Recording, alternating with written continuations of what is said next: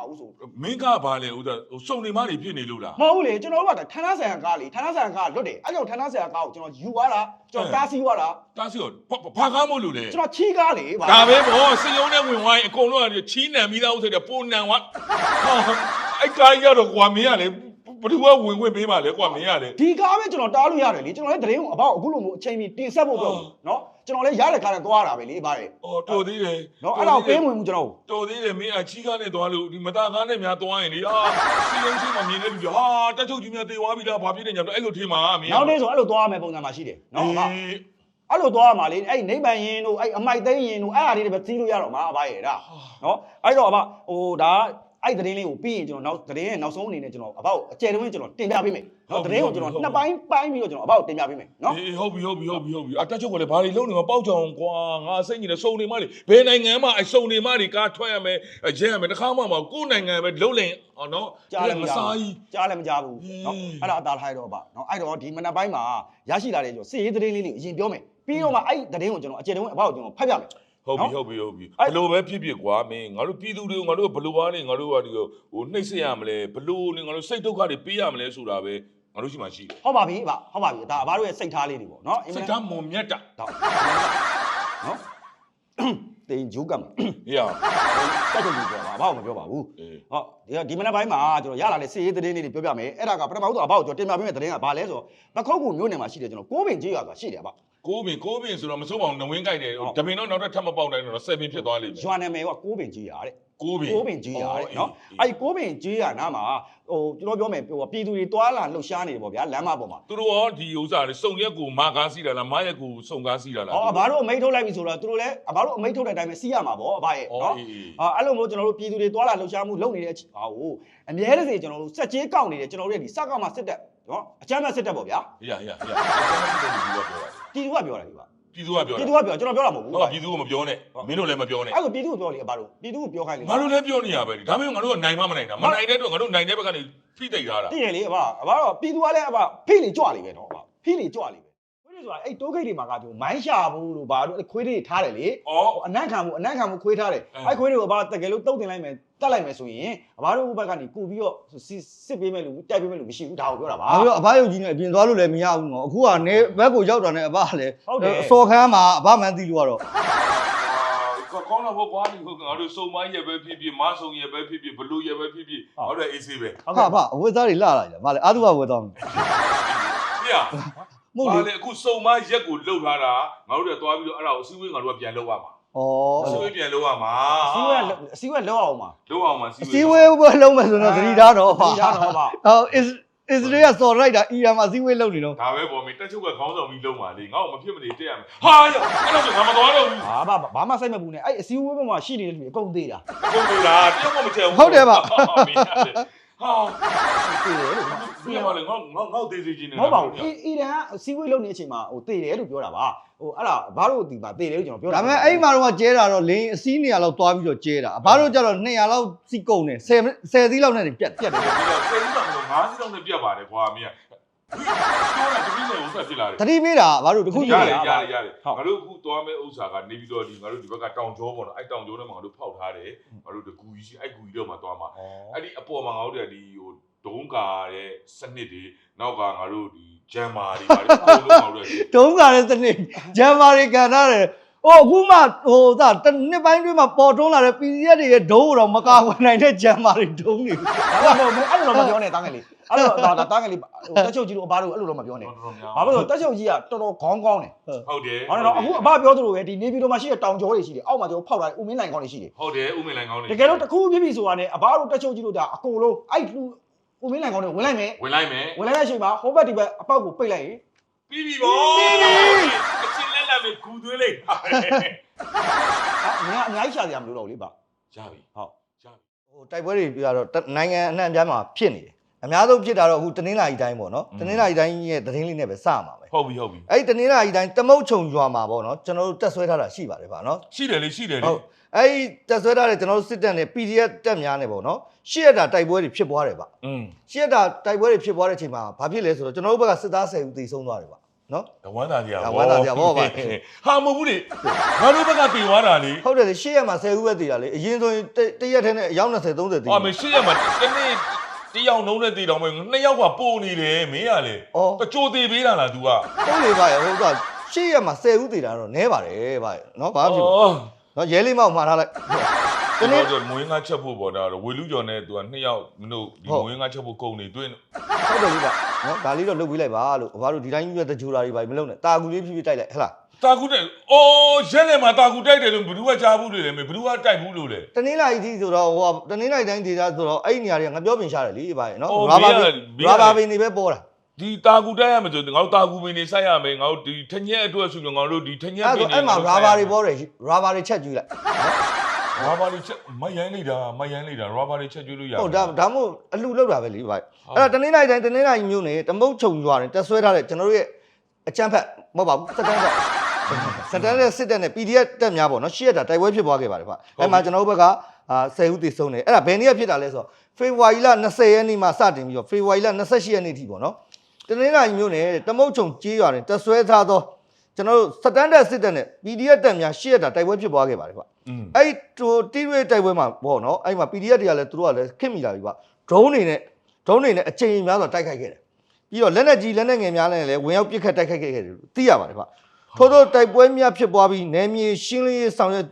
နေစဉ်နဲ့တမုတ်ချုံရွာအတွင်းကျွန်တော်တို့စတန်ဒတ်စစ်တပ်များနဲ့ PDF တက်များစတန်ဒတ်ကြီးလို့ခေါ်တာကိုအစင်တည်းမရှိလို့ပဲပါနော် ဖေးရဟုတ်ပါဘူးမိုက်ရိုင်းလိုက်တာ ပါဇက်ထဲမှာအာမတွေ့ဘူးဖြစ် မင်းကတော့အဲ့စကားပြောလိုက်မလား ချင်းကြားလို့ကြောင်းပြောလိုက်မယ်နော်ဗာနော်ခေါ်တာဟုတ်ဟောအကျန်းဖက်နဲ့မှားနေမှာဆိုလို့နော် အေးဟုတ်ပြီ တကယ်အကျန်းဖက်နေရဆိုတော့လေအဲ့ဘက်ပဲရောက်ပါတယ် အဲ့ဒီအကျန်းဖက်နေလို့ပြောအနာဘောဒုတ်ကြတော့နားတာ မဟုတ်ကြီးကြီးရေးထားတာဗာနော်အဲ့တော့ချင်းကြားစစ်တပ်နဲ့ပေါ့နော် PDF များတိုက်ပွဲများထပ်မံဖြစ်ပွားခဲ့ခြင်းကြောင့်နဲ့ရင်းတိုက်ပွဲများအတွင်းကျွန်တော်တို့ချင်းကြားစစ်တပ်ကဘက်မှာစစ်သား10ဦးထက်မနည်းတေဆုံးခဲ့ကြောင်းလည်းသိရှိရပါတယ်နော်10ဦးရှိရမှာ10ဦးနင်းရကွာနော်ဟုတ်တယ် မင်းဟာဘယ်ရှိရမှာတနေ့တယောက်လုံး2ယောက်ပုံနေတယ်လို့မင်းကခုနကနေ အရင်ဆိုရင်တရက်တည်းကိုအယောက်20 30သေပြနေတာလေအခုမှတယောက်တည်းဆိုကိုယ့်ဘက်က တိတ်တော်လိုက်တော့ပါစားပိတ်တာမင်းပါစားပိတ်ထားလိုက်တော့ မေးကြည့်တယ်စုံတန်းကြည့်တယ်စုံတန်းကြည့်တော့ तू ကဘာပြောလဲတော့ဟုတ်ပါတယ်တဲ့အဲ့တရင်ကကျွန်တော်တို့ဒီကျွန်တော်တို့ရဲ့ဒီတဲမဲရွာဝိုးတဲ့ခွေးကနေပစ်လိုက်တဲ့အခါမှာကျွန်တော်တို့ရှိမှရွာထဲမှာရှိတဲ့နွားကသေသွားတယ်လို့ပြောတယ် ခွေးဟိဘာခွေးကကိုက်တာပဲရှိတယ်လေဘယ်လိုပြစ်တတ်မှာလဲ तू ပြောတာတော့ကျွန်တော်တို့ရွာဝိုးတဲ့ခွေးကြီးကြလာတဲ့အတွက်ကြောင့်ကျွန်တော်တို့ရွာမှာရှိတယ်တဲ့ဒီနွားတွေ3កောင်သေတယ် လက်နဲ့ကြီးကြီး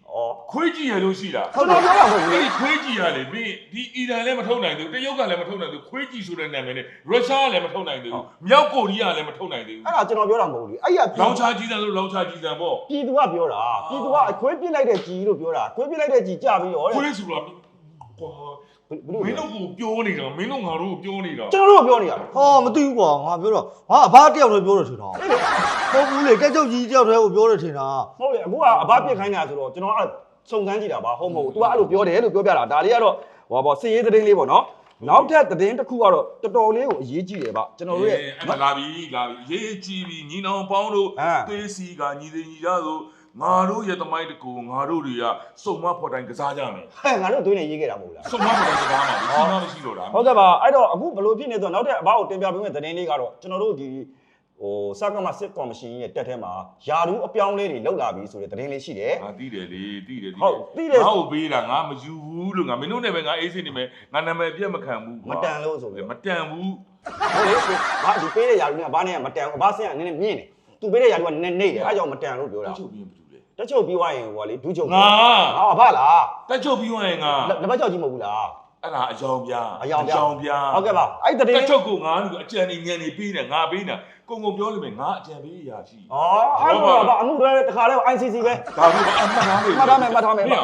ဟုတ် ဟုတ်တယ်လို့ တက်ချုပ်ကိုအနီးကအကြံပေးတာအဘဆိုအဘပဲထိမှာပေါ့အဘရဲ့ တော်လိုက်တော့ အာနာယူကြံပေးကွာဟုတ်ကဲ့ပါယူကြံပေး ရ ဟုတ် ငါအာနာယူမလို့ဒီနားမတော်မရှိ မ တော့ ဟုတ်ဘူးအာနာယူဆိုတော့တက်ချုပ်ကြီးလေးပါ အခုအဘကျွန်တော်ဘာကိုပြောမဲ့ကဘာလဲဆိုတော့ဒီတက်ထဲမှာကျွန်တော်တို့ယာဒူးအပြောင်းလဲတွေလုပ်တယ်ယာဒူးအပြောင်းလဲတွေလုပ်တော့မှတော်နန်ကျွန်တော်တို့ဒီယာဒူးလေးတွေမဟုတ်ပဲယာဒူးကြီးကြီးမားမားတွေကျွန်တော်အပြောင်းလဲလုပ်တယ်ဆိုတဲ့သတင်းရှိတယ် အကောင်ကြီးအမိရှိရှိတွေပေါ့မင်းပြောနေတာ ဟုတ်တယ်အဲ့ဟာကဘလို့ယာဒူးမျိုးတွေပေးတာလဲဆိုတော့အဘကိုကျွန်တော်နည်းနည်းတစ်ချက်ကျွန်တော်တင်ပြပေးမယ် ဟုတ်ပြီ ကျွန်တော်တို့ရဲ့ဒီအကြမ်းဖက်ခေါင်းဆောင်ကြီးကနေပြီးတော့ ကျန်းဖက်ပေါ်တော့လူတွေကိုတတ်မယ်မရင်းတွေကျင့်မယ်ငါတို့စစ်တပ်ဟာ ဟုတ်လေကျွန်တော်ရဲ့တက်ချုပ်ကြီးမှားပါတော့ဒီမှာရေးထားတာအကြမ်းဖက်လို့ရေးထားတော့ကျွန်တော်အကြမ်းဖက်လို့ဟုတ်နည်းနည်းများပါကျွန်တော်ပြုတ်စီလေးနိုင်မှာပါเนาะကျွန်တော်ရောင်သွားတာပါကျွန်တော်တို့ရဲ့ခေါင်းဆောင်ကြီးဖြစ်တဲ့တက်ချုပ်ကြီးကနေပြီးတော့ စစ်ဘက်ရေးကလုံခြုံရေးကျွန်တော်အရာရှိချုပ်ကိုတဲ့ကျွန်တော်တို့စစ်ဝင်းဦးကိုတဲ့ကျွန်တော်တို့စစ်တပ်ရင် ရငါတပည့်တွေမှာဟုတ်စစ်ဝင်ဦးကလို့တခါမှမကြောက်ဘူးရဲဝင်းဦးဟုတ်လေ तू ကဗိုလ်ချုပ်ကြီးဆိုတော့ तू ကစစ်သားလေအဲကြောင့်မို့ तू ကဟိုရဲမဟုတ်တဲ့ကျွန်တော်စစ်ဝင်းဦးလို့ပြောတာသူ့နာမည်ရဲဝင်းဦးလားဟုတ်တယ်ရဲဝင်းဦးတဲ့ဟုတ်စစ်သားနဲ့ရဲလေးတော့မားနေမသိဘူးလေကျွန်တော်ကရဲထင်လို့လေကျွန်တော်အားကြောင့်ရဲမဟုတ်တော့စစ်သားဆိုစစ်တို့ DSC တို့ကမင်းတို့ရဲ့ senior လေဟုတ်အားလေကျွန်တော်ပြောပြလိမ့်မယ်လေအဘဒါမဲ့ကျွန်တော်ကစစ်ဝင်းဦးနဲ့ရဲဝင်းဦးလေးတော့မားသေးတယ်ဟိုကျွန်တော်ကဗိုလ်ချုပ်ဆိုတော့ကျွန်တော်စစ်သားထင်လို့ရဲဝင်းဦးဟောရဲဝင်းဦးဟုတ်စစ်ဝင်းဦးပြောမယ်ဆိုစေးပြန်တုတ်လိုက်တာပေါ့ဗျာဆေးပြန်တော့ပြီးဒီကာလန်ဒေတာအဲ့ဒါတကံပေါ့ဗျာနော်ခစ်ကာလာနဲ့အညီတက်ချုပ်ကြီးကပြက်လုံးတစ်လုံးထပ်ပြီးတော့ပြက်တာတော်တော်ရည်ရတယ်ဟုတ်တယ်ဘာပြက်လုံးလဲဟာအဘမသိဘူးလားမသိဘူးမနေ့ပြန်ဆိုရင်9ရက်နေလေ9ရက်နေဆိုရင်တက်ချုပ်ကြီးကနေပြီးတော့ကားထီးနဲ့ကားမှခွဲခိုင်းလိုက်ပြီအိုးစုံမရက်တွေဟုတ်တယ်ကားထီးနဲ့ကားမှခွဲကားထီးနဲ့ကားမှခွဲလိုက်ပြီဘယ်လိုခွဲကြမလဲတော့ဘယ်သူတွေလုံးကြမလဲတော့ကျွန်တော်လည်းမသိဘူးမင်းတက်ချုပ်ကြီးကလည်းခုနမင်းပြောသလိုပြက်လုံးကိုမင်း तू အတစ်ထမှန်စေးတုပ်လိုက်တာပဲကားထီးနဲ့ကားမှမင်းတို့ခွဲတယ်လားမခွဲတတ်ဘူးမခွဲတဲ့ရင်လွယ်လွယ်လေးလမ်းမကိုထွက်ကြည့်လိုက်ရက်ထားတဲ့ကားအမမရက်ထားတဲ့ကားအထီးစီမရှိတဲ့ကားအထီးစီရှိတဲ့ကားအမအဲ့လိုပုံစံတွေပေါ့ကျွန်တော်စဉ်းစားလို့မရတာကလေဒီလိုအမိန်မျိုးကိုထုတ်ဖို့အတွက်ကိုဟိုတက်ချုပ်ကြီးဘေးနာကနေပြီးတော့ဟိုအကြံဉာဏ်ပေးတဲ့လူတွေတော်တော်လေးရွှေဉာဏ်တော်စူးရောက်ပါပြီလေတိလားအဲ့ဒီဉာဏ်ငါပေးတာမဟုတ်ဘူးနော်ရသိတယ်အဘပြောရမယ်ဆိုရင်တော့အဘဟိုဒီလိုမျိုးကျွန်တော်စီတွေပဲအခုခက်ခဲဖြစ်လာပြီဆိုတော့ဒီတက်ချုပ်ကြီးရဲ့သားသမီးတွေဖြစ်တယ်သူတို့ပိုင်ထားတယ်ကျွန်တော်တို့တင်သွင်းခင်းတွေရှိတယ် EV ကားတို့ဟုတ်ပြီပြီးရင်ကျွန်တော်ဆိုလာပြားတို့ပြီးမီးစက်တွေတို့ဒါတွေအကုန်လုံးဟာဒီတက်ချုပ်ကြီးရဲ့ဟိုသားသမီးတွေကပဲကင်ထားတဲ့စီးပွားရေးတွေမဟုတ်ဘူးလားဟုတ်တယ်လေအဲ့ဒီတော့ဒီအကြံဉာဏ်ကိုပေးတာကကျွန်တော်စိတ်တင်ဘယ်သူဖြစ်မလဲဆိုရင်ဘယ်သူဖြစ်နိုင်လဲအဲ့အကြံဉာဏ်ပေးတဲ့ကောင်ကပါကိုခေါ်ရိုက်မှာငါတက်ချုပ်ကြီးကိုအကြံဉာဏ်ပေးတာဟိုယာယီတမရဖြစ်လိမ့်မယ်ဟုတ်ပြီတက်ချုပ်ကြီးနဲ့ယာယီတမရအတူတူပဲလေဟုတ်တယ်လေအတူတူပဲလေအဲ့သူစီးပွားရေးတိုးတက်အောင် तू ဟာပဲပြန်ပြီးအကြံဉာဏ်ပေးလို့ तू ဟာပဲအမိတ်ထုတ်တာပဲဖြစ်မှာပေါ့ဘယ်သူကအကြံဉာဏ်ပေးမှာတော့ဒါကြီးကိုအေးဟုတ်တယ်မင်းပြောဆိုရွှေဉာဏ်တော်စူးရောက်တာပေါ့တော်စူးရောက်ပါတယ်ဗျဒါဒီမကသေးဘူးနော်နောက်တဲ့ပြည်သူတွေကိုလေတရေပြီးဒီဝက်လူရစ်တယ်လို့ရစ်တာလားသိလားလူတွေစိတ်ဝင်စားတော့ဟာငါတို့စီရအောင်ငါတို့လုပ်အဲ့လိုလူတွေကစိတ်ဝင်စားတော့တဲ့ချိန်မှာဟုတ်တယ်မလားစစ်ပွဲထဲမှာကိုလူတွေတေတာလည်းမသိရတော့မသိရဘူးနော်ကိုတွေတိုက်တိုင်းရှုံးနေလည်းမသိရတော့ကောင်းတယ်ရန်ကောင်းပါပြီကောင်းတယ်ဟုတ်တယ်ဗျအားလုံးပြုတ်သွားမှာပဲသိရတော့ဟုတ်လားအားလုံးပြုတ်သွားမှာပဲသိရမှာငါတို့ကလည်းဒီဘယ်လိုပြေးရမလဲပဲငါတို့ကလာဟဲ့ဘယ်လိုပြေးရမယ်ဆိုလဲအစီအစဉ်လေးတွေရှိတယ်ကျွန်တော်တို့ဒီချွတ်ချော်တဲ့လွတ်တော်ကြီးမပေါ်ခင်မှာဘယ်လိုပြေးရမလဲဟုတ်တယ်မင်းကလည်းချွတ်ချော်တာမဟုတ်အိတ်ငိုက်တာမင်းလွတ်တော်ကဖြစ်ကုန်မဖြစ်သေးဘူးနော်မင်း26နှစ်တက်မယ်ဆိုတာနော်မင်းနိုင်ငံဟောအဲ့ဒီမှာနေချင်းလေးတော့အေယာကွန်လေးနဲ့အဲ့ရဖီးပဲလာစားလေးဒါပဲအချိန်တိုင်းကျွန်တော်သဘောတူပါတယ်ဒါပဲကိုအိမ်မှာတော့မှဟိုမီးပြက်နေတော့အေယာကွန်မမှန်ဘူးလေမမှန်ဘူးလေဘာမေးလို့ကျွန်တော်ဖြစ်နေများသွားပြီနော်ကျွန်တော်မများဘူးအဘများနေတာလေမင်းငါပြောရမယ်26နှစ်လွတ်တော်မင်းဟုတ်တက်မယ်များထင်နေတယ်ဘယ်ထင်ပါဘူးမထင်ပါဘူးတကယ်လို့တက်ရရင်လေ तू ကလူမဆန်သွားဖြစ်သွားပြီဒါပေါ့ကဘာစစ်ကြီးကနေပြီးတော့အခုဖြစ်ဖို့နော်90ရာခိုင်နှုန်းကျင်းတည်နေတဲ့အချိန်မှာ तू ကနေပြီးတော့လွတ်တော်တက်မယ်တမရလုံမယ်ဆိုတော့သွားပြီလေဟုတ်ဘူးပေါ်သူတို့ပေါ်ပြီပေါ်နေပြီ तू လုပ်တဲ့အလုပ်ရလေးတွေအဲ့တော့အဘဟိုဒီညနေပိုင်းလေးပေါ့ရလာလဲဆိုတော့စီးရေးသတင်းလေးတွေရှိသေးတယ်ဟုတ်ပြီအဲ့ဒါလေးတွေအဘကိုကျွန်တော်တင်ပြပေးဖို့ရှိတယ်တိတ်ကောင်းတာဗောတိတ်ကောင်းတာဗောတောင်းလေးကစပြီးဖေဖေတို့ပဲပေါ့နော်ဖေဖေကအေးလေဟုတ်တော့အဘပဲပြောတယ်လေအေးလို့ဒဲမပြောနဲ့ငါမကြားချင်ဘူးဆိုလို့ငါကြောစိတ်နေဆိုလို့ဟုတ်ပြီဖေလို့ပြောတာဒီကကြတော့အေးကနေပြီးတော့နေရကန်ပြူဟာကုန်းသားမှာရှိတယ်ပေါ့နော်အထီးကကာကင်းစကန်တစ်ခုကိုတရက်ထဲနဲ့အပီသိမ့်ပိုက်လိုက်တာဒီကရန်ကုန်ဒီကကြားတဲ့ကာကင်းစကန်ကိုတရက်ထဲနဲ့လက်ခံပြောင်းနေတော့ဗျပြောင်းတာမဟုတ်ဟိုဘက်ကပြောင်းတာဒါမဲ့နော်ခွေးပြေးဝက်ပြေးဖြူဟာနဲ့လည်းပြေးတဲ့လူကပြေးတယ်ခွေးတွေဝက်တွေတေးတဲ့လူကလည်းတေးတယ်မိသွားတဲ့လူတွေကလည်းစစ်သုံးမှန်းဖြစ်မိသွားတဲ့လူတွေကလည်းအများကြီးပဲအဲ့သတင်းလေးရှိတယ်ပေါ့အခုပြောပြမယ်ခွေးတွေဝက်တွေတေးတဲ့လူကလည်းတေးတယ်ခွေးပြေးဝက်ပြေးတဲ့လူကလည်းပြေးတယ်ဆိုတော့ဒီခွေးတွေဝက်တွေခွေးပြေးဝက်ပြေးတယ်ခွေးသတင်းကိုတက်ချုပ်ကမသိသေးဘူးပေါ့မသိသေးဘူးဘာပြောပြလိုက်လေဟာဟဲ့အဲ့ဒီပြောမှသူကမင်းတို့တော်တော်များနေပြီနော်မင်းတို့တော်တော်များနေပြီနော်ဟဲ့ငါတို့စစ်တယ်ကွာဟဲ့သိတယ်လေငါတို့တိုက်ခိုင်းရင်တိုက်ရမယ်အေးပေါ့ငါတို့တိမ့်ခိုင်းရင်တိမ့်ရမယ်ဟေ့ငါပြောပြပြီးသွားပြီနော်ငါတို့စစ်တက်မှာနော်ရေဘူးပေါက်တာမလို့ယူရေပါတာပဲလို့ယူတယ်မင်းတို့သိတယ်နော်ပကတဲ့ငုံထားလိုက်ပကတဲ့ငုံထားလိုက်နားနားရုပ်တော့ဖူးဆိုမျက်နှာကိုမှုတ်ထုတ်တာဟေ့ဒီပါတာပဲ